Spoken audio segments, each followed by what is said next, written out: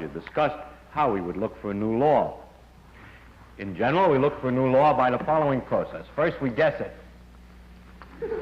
Then we well, don't laugh, that's really true. Then we compute the consequences of the guess to see what, if this is right, if this law that we guessed is right, we see what it would imply, and then we compare those computation results to nature, or we say compare to experiment or experience. Compare it directly with observation to see if it works. If it disagrees with experiment, it's wrong. And that simple statement is the key to science. It doesn't make a difference how beautiful your guess is. It doesn't make a difference how smart you are who made the guess or what his name is. If it disagrees with experiment, it's wrong. That's all there is to it. It's true, however, that one has to check a little bit to make sure that it's wrong, because someone who did the experiment may have reported incorrectly, or there may have been some feature in the experiment that wasn't noticed, like some kind of dirt and so on. They have to obvious check. Furthermore, the man who computed the consequences, even it may have been the same one who made the guesses, may have made some mistake in the analysis. Those are obvious remarks.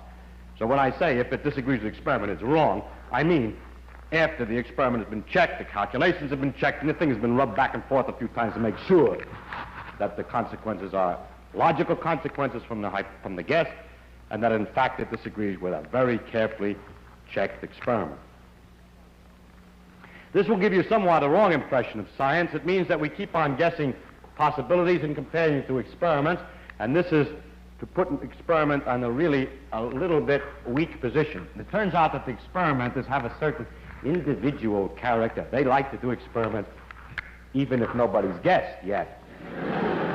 So it's very often true that experiments in a region in which people know the theorist doesn't know anything, nobody's guessed yet. For instance, we may have guessed all these laws, but we don't know whether they really work at very high energy, because it's just a good guess that they work at high energy. So experimenters say, let's try higher energy. And therefore, experiment produces trouble every once in a while. That is, it produces a discovery that one of the things that we thought of is wrong. So what I would say, if experiment can produce unexpected results, and that starts us guessing again. For instance, an unexpected result is the mu meson and its neutrino, which was not guessed at by anybody whatever before it was discovered, and still nobody has any method of guessing by which this is a natural thing.